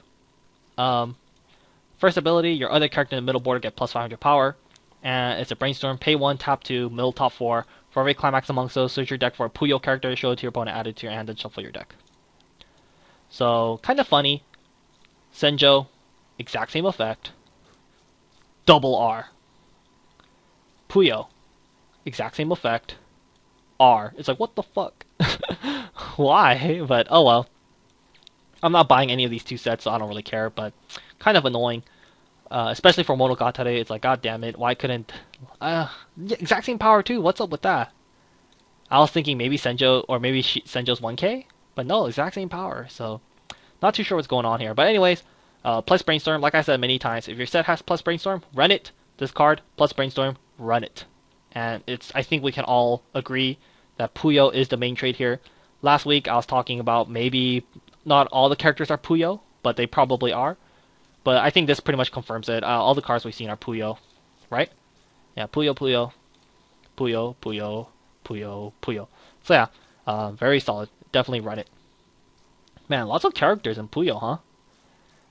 Anyways, 0 common, Burning Love, Rurue. So what is she like, Kongo? Anyways, Puyo and Love. This card very gimmicky. When it's played from hand to stage, you can pay cost, which is clock yourself. If you do, look at top 3 cards of your deck, choose one Minotaurus amongst those, play it onto any border in rest, and then discard any remaining cards to the waiting room. Auto, when the card declares an attack, you can place the top card of your deck to the waiting room. If that card is a climax, all your characters get plus 1 soul until the end of the turn.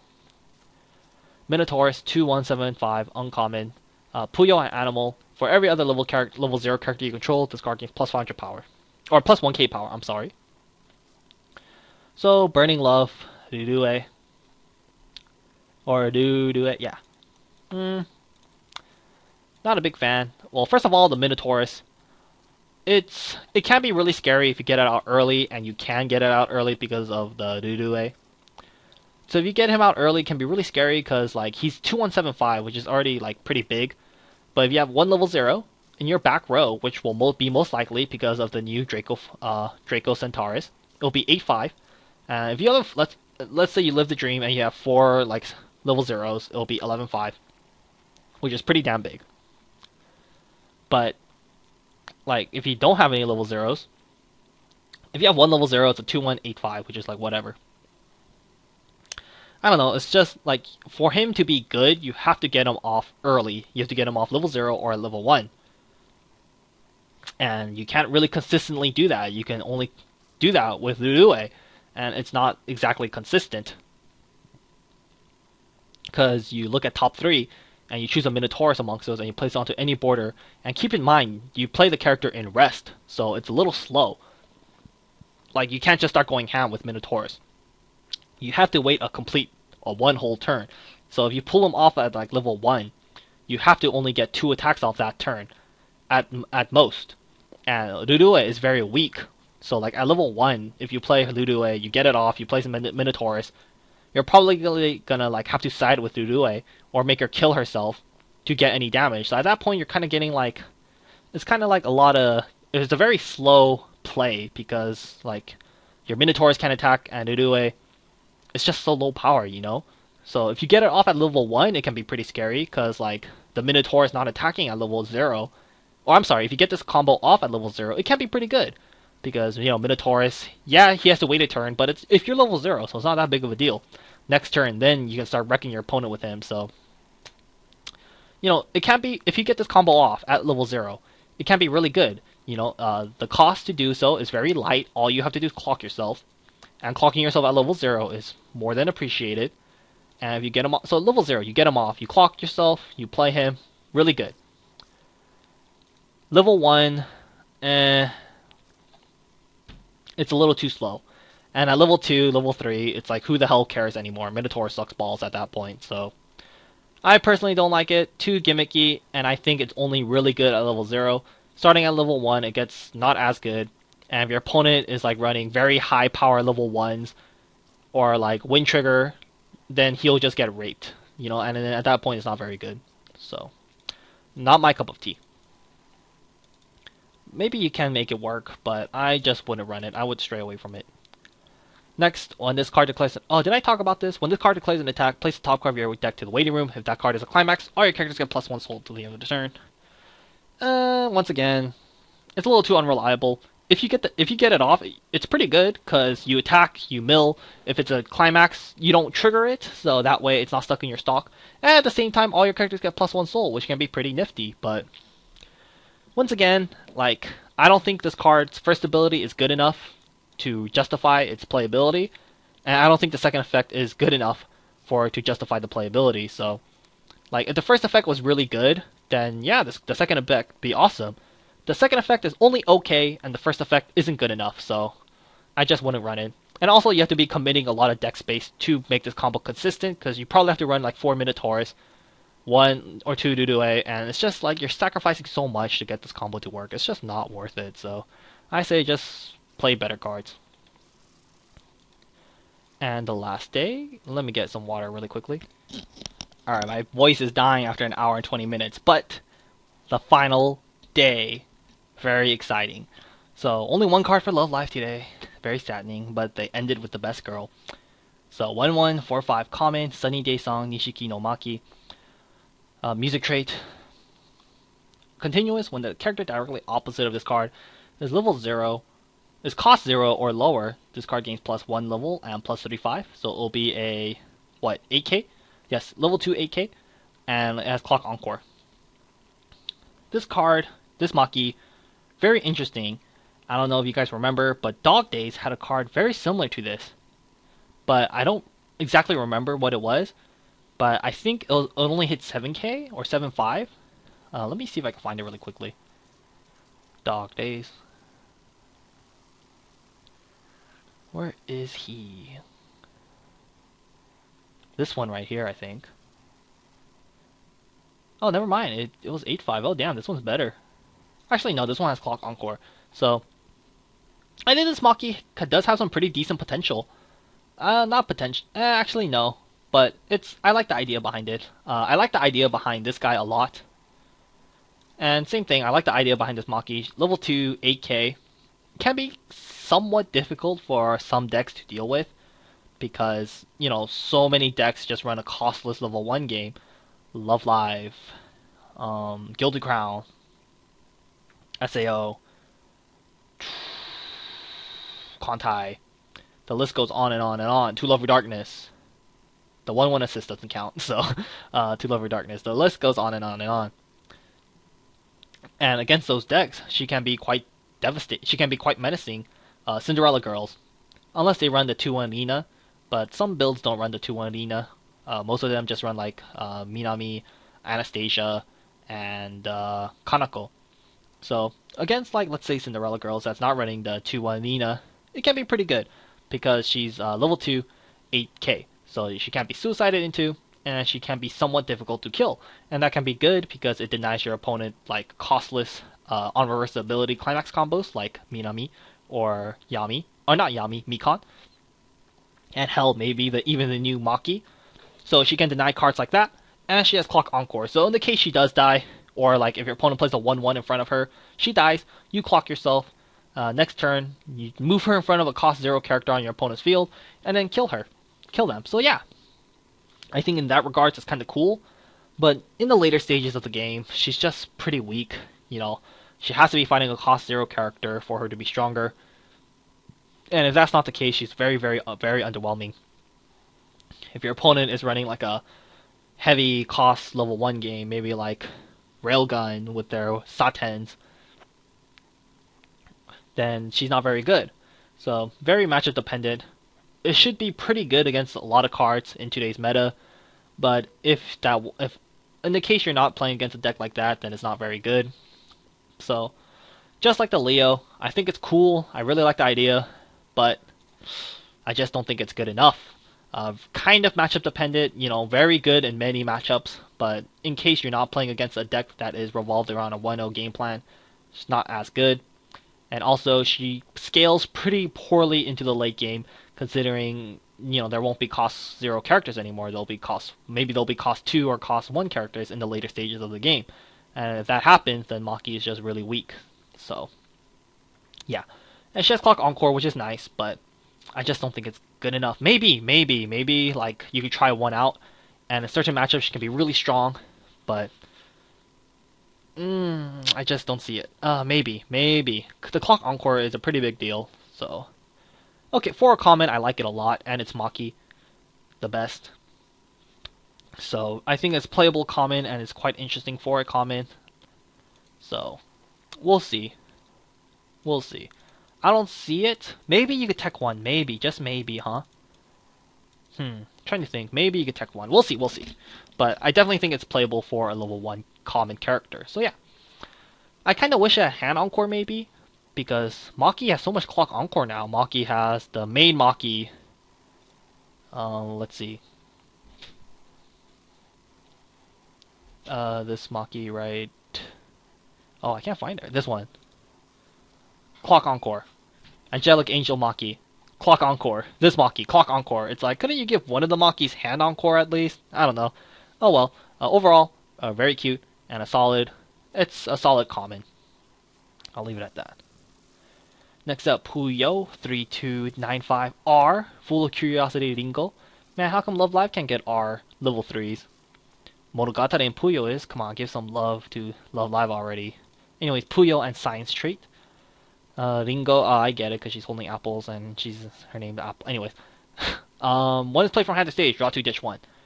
When your other Puyo character declares an attack, she has plus 1k. So with both attacks, she'll be 11-5 before assist. Combos with the pants right here. That's perfect. When the damage this card deals during an attack is cancelled, you can pay cost. Oh, and the climax, that's perfect. On your climax border, you can pay cost, so just pay 4, send this card to memory. If you do, choose one character in your waiting room and place it onto the original border of this card. Battle does not take place. Oh yeah, you're right. I just remembered, or I forgot about that. But very true. Battle does not occur. I wonder if that's an actual text. It looks like it is. So that's nice for newer players or people who forget, like me. And that's perfect is a climax rare. So this. Wow, is she number 98? Oh, I forgot. Puyo's a big set. It's a 116. Oh my gosh, I forgot. Damn, that's crazy. So that explains why Bakichu is 65, because I forgot it's a huge set. But anyways, this Ringo, for an R, I think it's solid. Having an R game ender is quite nice, especially like if blue doesn't end up getting a game ender, and this is the only game ender, then of course that increases this card's playability by quite a lot. If blue gets another game ender, like maybe if they get a Ranko or something, then of course it's not as cool. But as of right now, it's not too bad just because it's a blue game ender. It's not too shabby. On play, draw 2, ditch 1. Not too bad. Helps you get the pants. When another Puyo character clacks, she gets plus 1k, so she'll be 11-5 before assist. And if you do play it with the pants that turn, she'll be 12-5 because 1k from the pants, so 12-5 before assist. Not too bad. Let's say you have a level assist, she'll be what? 13-14, 500 global, let's say. 14-5 before assist, or 14-5 after assist. Not too shabby. You can probably kill. You can probably kill something on the field with that power.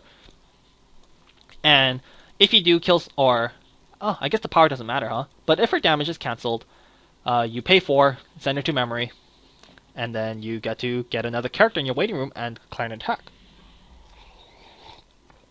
Not bad. It's pretty much double attacking. However, it's not as dangerous, like, because typical double attackers nowadays are very susceptible to anti-damage backups. I hate it when my friend plays anti-damage Nemesis backup against my 3-2 Hanayo, because then my Hanayo just doesn't do shit and I have to pay cost on attack. You know, very, very annoying to play around. But anyways, so, you know, double attackers like that just get owned by anti-damage. But this Ringo, not too much. Actually, she does get owned by anti-damage, because if she gets... Yeah, if you anti-damage her, then she doesn't... Her combo can't go off. But if you anti-damage her, then you don't pay stock cost. So that's not too bad. So this Ringo, it's okay. A game-ending R with a decent climax combo, double attacking, I think it's not too shabby. As of right now, there's not that many good cards you can get. Sorry about that, guys. My computer ran out of space. I really need to clean up my computer. There's so much junk in it. But anyways, I forgot where I was. I forgot what point I was at. But anyways, the dream, of course, I don't know. Of course, you can loop this card, and essentially, you can attack with her. Her damage is cancelled. Put her to waiting room, or put her to memory. I'm sorry. Or yeah, put her to memory. Pay 4, put her to memory. Get another Ringo out. You still have the same climax, and it is continuous, so the new Ringo will get affected by it. Attack, damage, cancel, pay 4, and you could kind of keep doing it to force your opponent to take damage. If they keep canceling all of it like an asshole, just be like, Ringo, Ringo, Ringo, Ringo. But of course, I do think that's why her cost is so heavy, so you don't do that. If her cost was like pay 2, ditch 1, then you can totally just do like Ringo, Ringo, Ringo, Ringo, Ringo. But with pay 4, you're probably going to get like 2 Ringos off max. If you're getting off 3 Ringo attacks off in the same turn, you're probably winning the game pretty hard. But still, do keep in mind you can do like double Ringo with the ability. So long as you have enough stock, you can definitely do so. But I think the playability of this card increases if they have like an on-attack ability that isn't dependent on climax. Like if they have an on-attack burn 1, then it does get better. Like maybe you have something like Tachibana on attack burn 1. If they get something like that, then I do think it'll be better. But as of right now, they don't have any on attack characters that don't rely on climaxes to do so. Like maybe if they get like an on attack or on reverse burn 1, maybe like Nana from Two Love of Darkness, then she does become a little better because you have better targets for her. But as of right now, the best target for her is like herself, probably. Yeah, because, I mean, Bio N only works with the combo, and her ability is only activated when it's played from hand to stage. And Bachiku only works when it's played from hand to stage, and she's big power, but that's it. So, so far, like, as of right now, Ringo's okay, just because she's the only blue game ender we've seen so far. But I do think her playability will go up if another good on-attack or on reverse character comes out that isn't dependent on being played from hand to stage or isn't dependent on a climax. So yeah, not too bad of an R in my opinion. 2-1, backup, uncommon, offset. If you have one or fewer climaxes, you cannot play this from your hand, so you need to have at least 2 or more. You may discard 1 climax from your hand to your waiting room. If you do, choose 1 battling character. It gets a falling ability till the end of the turn, where this card cannot deal any damage to players. So, oh my goodness. Like, this is pretty crazy. It's a level 2 backup. It costs 1, and it's anti-damage. The only, but you do need to have a 2 or more climax in your waiting room, which will most likely be the case. And the cost is you need to discard a climax from your hand to do so. But maybe that shouldn't be too hard to accomplish. Maybe if they run 4 pantses already makes it pretty easy to get the climax to your hand. Or maybe like you could run 4 pants, 4 gold bars, so that way every time you trigger, you will always have a climax in your hand. That way you can always get the offset going on. Maybe the pants won't be that good, because maybe the pants might make it so you can't use this card's condition, because you might have you might not have 2 or more climaxes in your waiting room, maybe. But anyways, overall, I think this card has a lot of potential to be played. I definitely think it's fairly solid. Only having 2 or more climaxes in your hand having 2 more climaxes in your waiting room isn't hard to accomplish, and it's anti-damage, and anti-damage, as we all know, is very annoying. And to pay cost, you have to discard a card. So it's quite intensive in the hand size, since you do have to pay the event, and you have to pay cost, which is discard a climax. But anti-damage can really save your life, and it's really light on the stock too. So I do think this card has a lot of potential. It definitely depends on what you're building. If you're running 4 gold bars and 4 pants, then this condition should be really easy to meet. But as of right now, Bio and Ari's condition or her combo is so scary. You're probably going to be running 4 wind triggers. And is Ringo's combo good enough? I'm not too sure. There's so many combos to be shown, especially in a freaking 120 card set. There's a lot more to be shown, but as of right now, I do think this wind trigger combo is so hard to beat. I can't think of anything that'll beat this. So I think 4 wind trigger right off the bat. So maybe 4 gold bars, or hey, maybe nothing else is better, so maybe 4 pants. Who knows? But overall, I think this combo is definitely very playable, and is definitely this card, I should say, is very playable, and has a lot of potential. Maybe you could maybe to secure, you could use Bachiku, grab a climax, and the next turn you can anti-damage something. Maybe, who knows? We'll see. But yeah, pretty cool stuff. Next up, 2165R, Whimsical Carbuncle, Puyo and Mystery. Assist all of your Puyo characters in front of this gain plus 1k, and the following ability of they cannot be targeted by your opponent's card effects.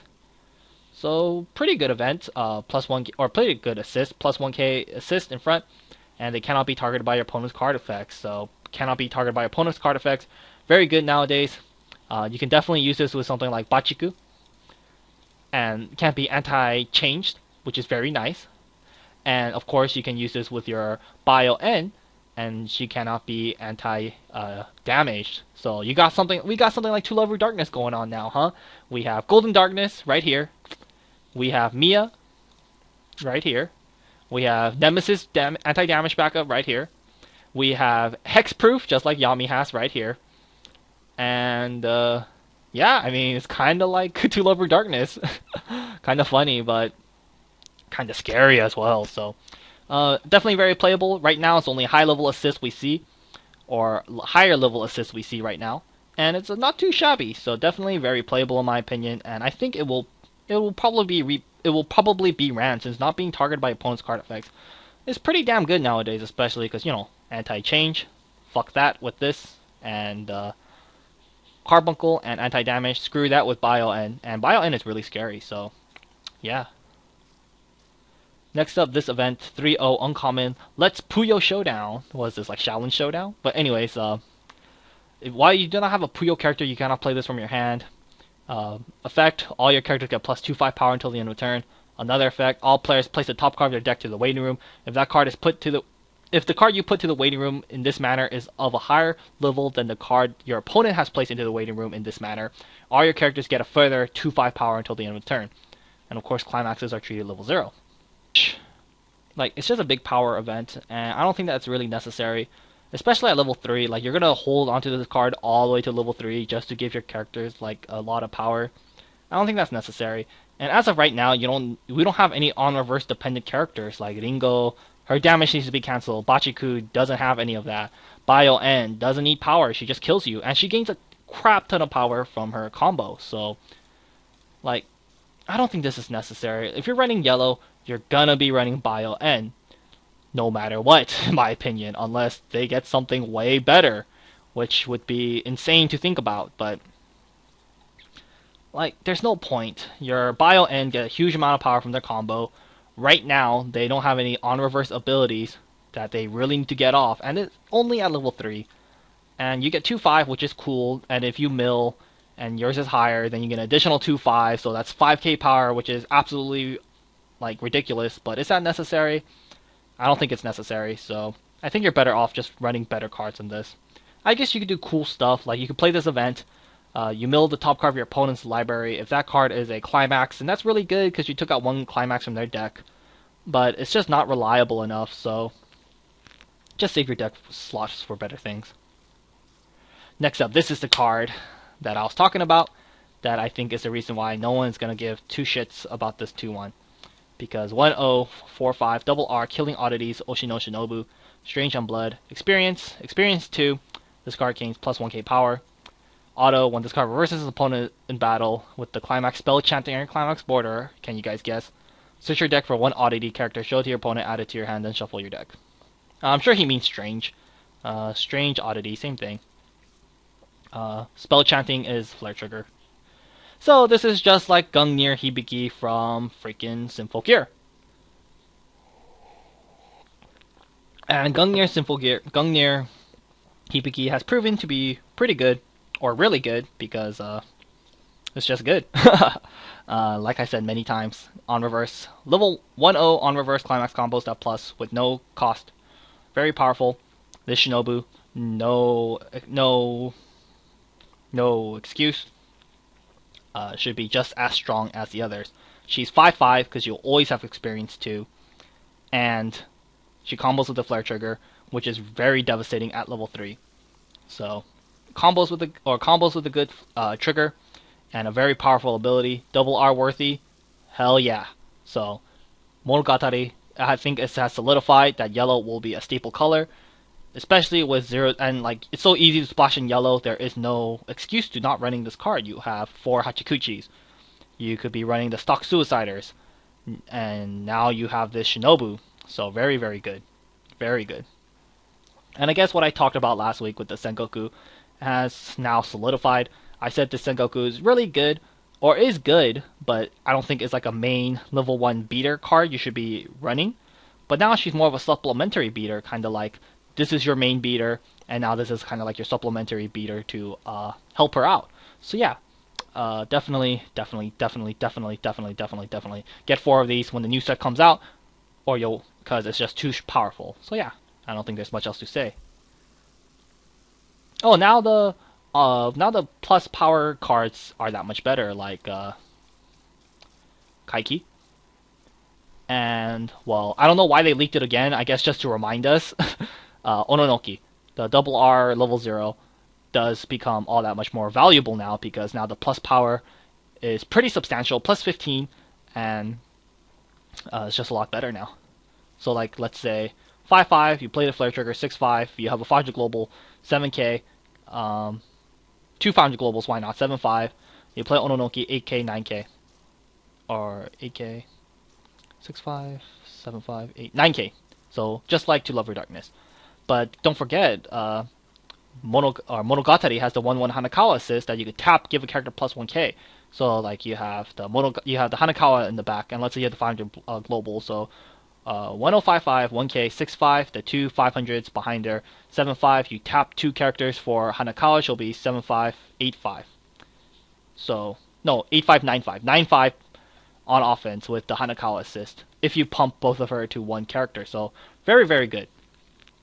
Very good, especially with the power distributing you can do with the 1-1 Hanakawa assist. So yeah, overall, definitely get these. 1055R, Teen Girl Hachikuchi Mayoi, Strange and Spirit. Continuous, this card cannot declare a side attack. Other effect, when you have 2 or more other Strange characters, she gets plus 1k. So 1065, very good. However, she cannot side attack, which can suck, but I still think it's pretty good. 1065, nothing to mess with. You have two 500 assists in the back. She'll be 7.5. You know, maybe with the Hanakawa assist, she'll be like 8.5, 9.5, 1k, 1k 1 soul, 10.5. Can hit pretty decent numbers. Can't side attack. Gonna be a bummer like in the mid to late stages of the game. But I think it's still fairly solid. So definitely, I think she's a pretty good contender for the level 1 lineup. Will she be used? Who knows? Because level 1, you now have like 4 Shinobus, maybe 3 of these Nautical. Maybe you could run like other cards too. Will she make it? I'm not exactly sure, but I think she has potential. Ononoki, talked about her. She's the same thing, just even more awesome now, because now they do have something that is dependent on reverse. Oh, this is the first non-double R level 0, huh? Yeah, the first non-level 0 double R, and it's really fucking good. And what is this? I don't remember this card. 1-0 1500. Oh, it's a 1500 no cost backup. Okay, that's alright. I don't think Monogatari has any substantial backups. Let me think. Wait, actually, no, they have a Tsukihi backup, don't they? This one, right?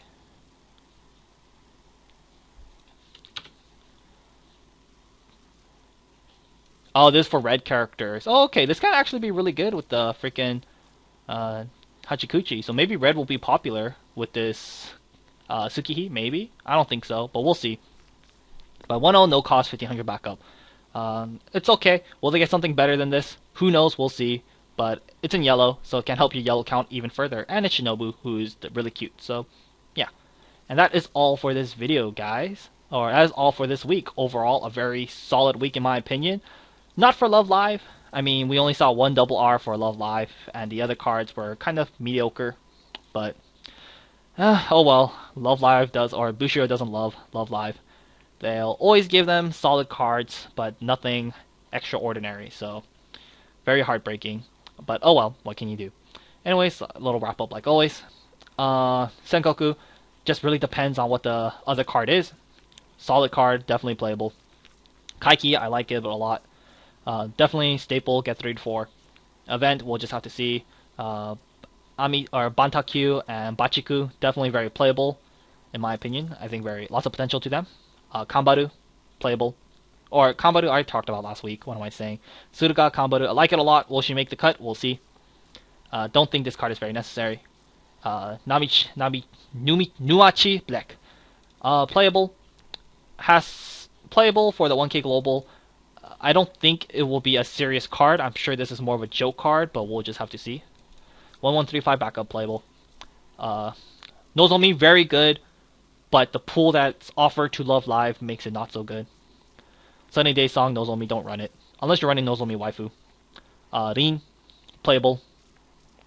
Rin, unplayable. Do not play this card ever. Very solid. It's solid, but now with like the 1-1 Shinobu, like or 1-0 Shinobu, yellow has stabilized and has proven to be a strong color. And with level 1 yellow cards, this card is just too inconsistent and will not be ran in my opinion. Because of that, what's the point of this? Kaden, very good for the waifu deck for Fire Sisters. Kotori, unplayable in my opinion. Don't run it. Waifu deck, don't run it. Very heartbreaking. Hachikuchi, I like a lot. Very cool and interesting. Maybe red. Maybe you'll need this for your red count, huh? Because now we got this Hachikuchi here. That's all right, and you have the 1-0 Senjo right here. Huh? Maybe we'll need her for our color count. 2-1 Hachikuchi. Fairly solid. If there's better climax combos, I don't think she will make the cut. But as of right now, like, okay, you're definitely running 4 flare triggers. So let's see the climax lineup. Gate, we don't know what this is. We know what this is. It's fairly solid. We don't know what Kambaru is. We don't know what this is. We don't know what this is. Or we know what this is, but it's not good enough. We know the flare trigger it's instant 4 of. And we don't know what this is. So still a lot of leeway to go. But for a, what is she, uncommon, right? For an uncommon climax combo, very solid. Such a good way to catch up in hand size. But actually, will this be necessary? Because Monogatari can get hand size pretty good now with the 0-0 Hachikuchi and the Brainstorm. Will this be necessary? Huh, maybe not. But still, playable. I didn't think about that. Perfect Schizo, playable, very solid Suicider. Very good. An R Brainstorm, very solid. Rirue, not my cup of tea. Minotaur is not my cup of tea. I wouldn't run them. Maki, like the idea a lot, very cute too, because it's Maki. Maybe potential. It's a common, so I'm okay with this being a common. Kind of wish I had Encore because Maki has a clusterfuck o'clock Encore now. Ringo, for an R blue game ender, pretty solid. This backup, fairly solid. 2-1, I think is really good and playable. This event, don't bother. Shinobu, very, very good. Very good. Jesus Christ, Monogatari getting everything fucking good. Which I like Monogatari a lot. You know, maybe if Love Live and Monogatari wasn't coming back to back, I would consider it. But there's no way I can buy freaking Love Live this week and then buy Monogatari the next week, you know? It's just gonna kill my bank too hard. Love Live already killed my bank pretty hard, but anyways. Hachikuchi, fairly solid. Ononoki, same thing, very good. You know, Shinobu backup, fairly solid.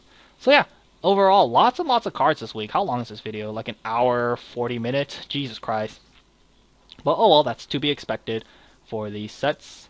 And yeah, I think that's all for this video, guys. Actually, it's 5 o'clock. Hopefully Bushiroad has leaked the new cards. We'll just take a peek at it. I can't read any of it, but let's just see for excitement. Because why not? Yo, what is this? 1035 double R. I can't read any of this. It seems like a level 1 Suicider. Because it has 2 suicide marks. And it says 1, so I assume this is level 1 Suicider. Double R, huh? What's the second effect? When it dies, you get something? 1, 2, I don't know what the second effect is. But level 1 Suicider, that's pretty damn good already. Jesus. 004K, it has a 2, rest, so on play mill 2 I assume. If it's a climax, put it to rest. Araragi, that's Bond, right? Bond for one of these 2 cards. Okay, looks like it bonds for Kanbaru. Damn, that seems really good already. 1K I'm assuming for the Kanbaru. Why the hell you need 1K power for a Suicider? I'm assuming this is a Suicider. It has Suicider stats, and it has the whole on reversive sign. That's kind of weird, but oh well. Wonder what the second ability does. I don't really care about Puyo, so I'm not going to look at these. So yeah, that's all for this video, guys. My throat is killing me. And so I'll leave it at that, and hope you guys enjoyed this video.